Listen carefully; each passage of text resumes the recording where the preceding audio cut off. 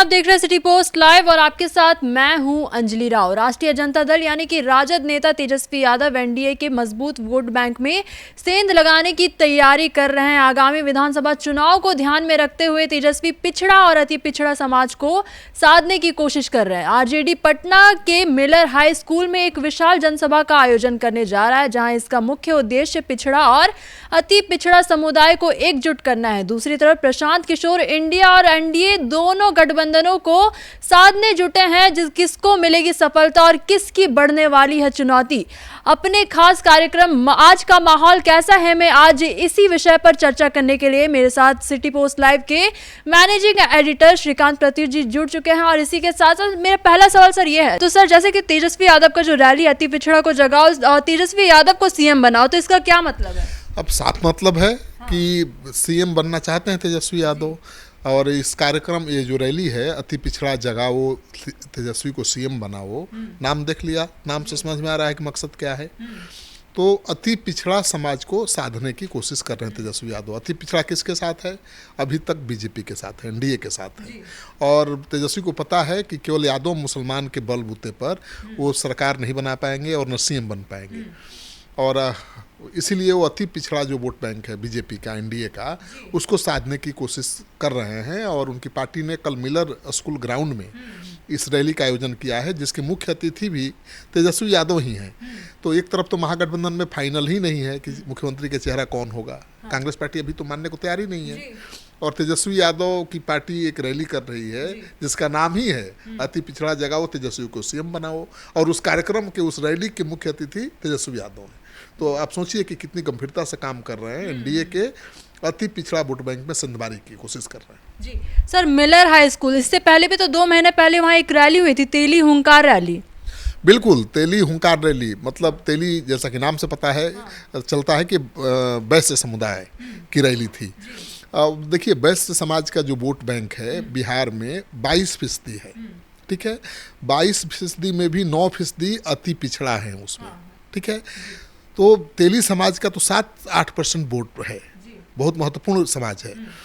उसी समाज को साधने की कोशिश तेजस्वी यादव कर रहे हैं। तो बीजेपी का जो अति पिछड़ा वोट बैंक है उसमें संधबारी के तहत आज उन्होंने कल वो एक रैली करेंगे, और 2 महीना पहले जो रैली की थी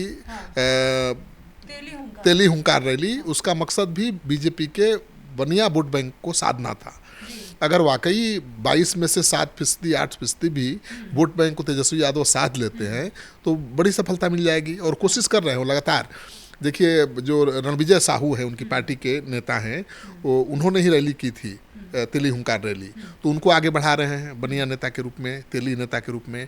फिर ऋतु जायसवाल हैं जो लोकसभा चुनाव लड़ी थी लवली आनंद के खिलाफ, उनको आगे बढ़ा रहे हैं।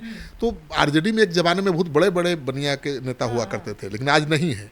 तो तेजस्वी यादव नए बनिया समाज के नेताओं को आगे करके बीजेपी के जो कोर वोट बैंक है ना ये बनिया समाज, तो उस पर निशाना साध रहे हैं। तो सर, तेजस्वी तो बीजेपी के वोट बैंक में सेंधमारी की कोशिश कर रहे हैं, लेकिन प्रशांत किशोर तो एनडीए और महागठबंधन दोनों वोट बैंक में सेंधमारी कर अपनी सरकार बनाना चाहते हैं। देखिए, अब तेजस्वी यादव आरजेडी के नेता हैं, और उनके नेतृत्व में महागठबंधन चल रहा है, 6 दल हैं, और दूसरी तरफ एनडीए है जिसमें भी 5 दल हैं। तो दोनों एक दूसरे के वोट बैंक को साधने की कोशिश कर रहे हैं, लेकिन प्रशांत किशोर की नज़र एनडीए और महागठबंधन दोनों के वोट बैंक पर है, क्योंकि प्रशांत किशोर की पार्टी तो नई पार्टी है जनसुराज, और प्रशांत किशोर बिहार में एक नई राजनीति की शुरुआत करना चाहते हैं। पहली बार उन्होंने रोजगार और पलायन को और विकास को बड़ा मुद्दा बनाया है। बिहार के चुनाव में तो कभी ये मुद्दा बना ही नहीं, और जब उन्होंने इसको मुद्दा बनाया, जोर शोर से उठाना शुरू किया, और युवाओं का, बेरोजगार नौजवानों का आकर्षण जब उनकी तरफ दिखाई देने लगा, तो तेजस्वी यादव, कांग्रेस पार्टी, सब ने वही मुद्दा आगे कर लिया। तेजस्वी यादव रोजगार यात्रा पर निकल गए, और कन्हैया कुमार पलायन यात्रा और रोजगार यात्रा पर निकल गए। तो कांग्रेस पार्टी और आरजेडी दोनों प्रशांत किशोर के मुद्दे को लेकर ही आगे बढ़ रही है। तो रोजगार और पलायन, उद्योग, विकास एंड डेवलपमेंट चुनाव का मुद्दा बनता जा रहा है। तो अब किसको कितनी सफलता मिलेगी ये तो बताना बड़ा मुश्किल है, क्योंकि देखिए, तेजस्वी यादव आपके मन में सवाल आ रहा होगा कि तेजस्वी यादव, प्रशांत किशोर दोनों रोजगार की बात कर रहे हैं, दोनों पलायन की बात कर रहे हैं, एक ही मुद्दा दोनों का है, तो किसको फायदा होगा? तो आरजेडी के नेता है तेजस्वी यादव, और तेजस्वी यादव एक बड़ी पार्टी के नेता है, उनका सॉलिड वोट बैंक पहले से बना बनाया हुआ है। लालू जी तो बिहार के सबसे बड़ा नेता हुआ करते थे, यादव 16%, मुसलमान उतना ही, मैंने 32% तो फिक्स वोट बैंक है उनका। और वक्फ बोर्ड की वजह से इस बार तो देख रहे हैं मुसलमान कितने नाराज हैं। तो जो वोट बिखरता था इधर उधर, जेडीयू को मिल जाता था, कुछ और लोगों को मिल जाता था, वो नहीं मिलेगा। तो गोलबंद है मुसलमान इंडिया गठबंधन के पक्ष में, और यादव तो गोलबंद हैं ही, शुरू से रहे हैं। वो तेजस्वी यादव को सीएम देखना चाहते हैं। तो 32% वोट बैंक सॉलिड है। और प्रशांत किशोर के पास तो अभी कोई अपना वोट बैंक नहीं है। अभी तो 4 विधानसभा चुनाव के उपचुनाव लड़े हो और 10% वोट मिले हैं, ये उनका उत्साह बढ़ा सकता है। 10% वोट पहले चुनाव में मिल जाना भी कोई कम बड़ी बात नहीं है। अब पहला चुनाव कोई लड़े या चारों जीत जाए, ये भी संभव नहीं है। अगर ऐसा होगा तब तो मान लिया जाता कि प्रशांत किशोर की सरकार बन गई, बिहार में परिवर्तन आ गया। लेकिन इतना जल्दी परिवर्तन नहीं आता है। प्रशांत किशोर को भी लंबा संघर्ष करना पड़ेगा। लेकिन प्रशांत किशोर ने 10% वोट हासिल करके 4 विधानसभा सीटों पर ही लड़के 10% वोट हासिल करके ये तो साबित किया है कि उनको आप नज़रअंदाज नहीं कर सकते। वो किसी को चुनाव हराने में, जिताने में अभी भी कामयाब हैं। भले वो नहीं जीत पाए, लेकिन उनकी वजह से जेडीयू जीता, वहाँ आरजेडी की हार हो गई, हुई ना।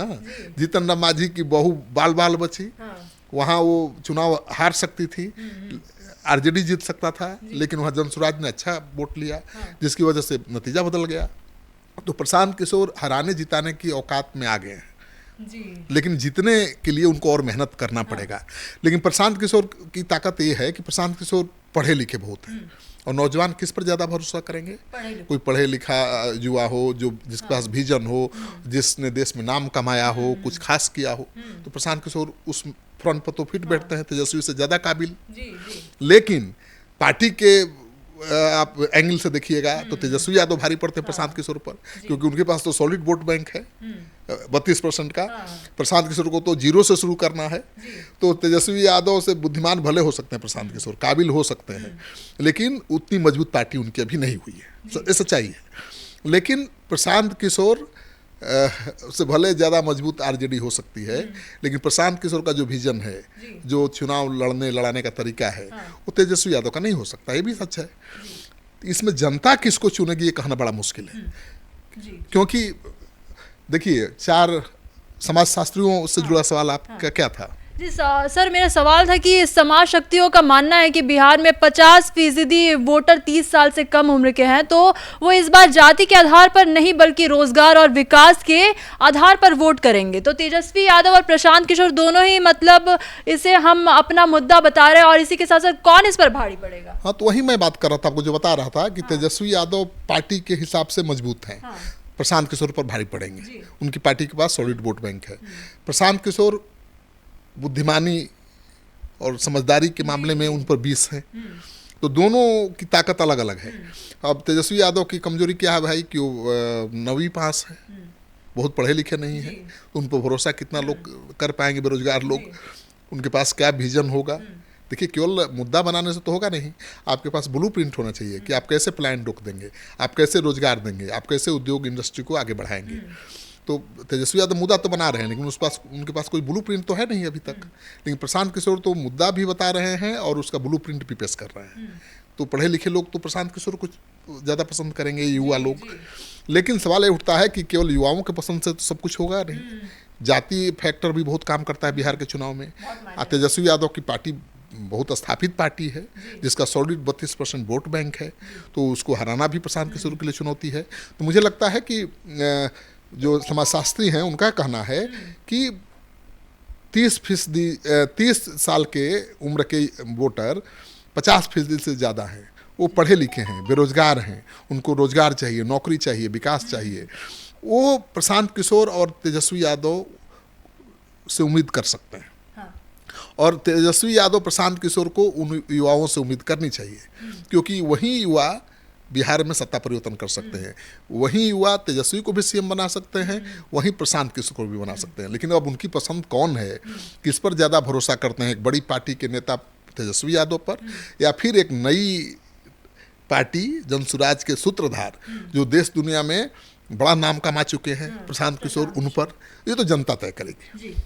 तो जैसे जैसे बिहार विधानसभा चुनाव करीब आता जा रहा है वैसे वैसे हमें रैलियां भी देखने को मिल रही है, लेकिन अभी रैलियां में जिस तरीके की रैलियां यहाँ पर हो रही है, जो वोट की सेंधमारी का यहाँ पर खेल जारी है, लेकिन सफलता किसको मिलेगी अभी भी सबसे बड़ा सवाल है। आप क्या सोचते हैं इस पूरी खबर के बारे में? कमेंट सेक्शन में अपनी राय हमें जरूर साझा करिएगा। तो फिलहाल इस खबर में बस इतना ही। आगे खबरों के लिए आप बने रहिए सिटी पोस्ट लाइव के साथ। आपका धन्यवाद।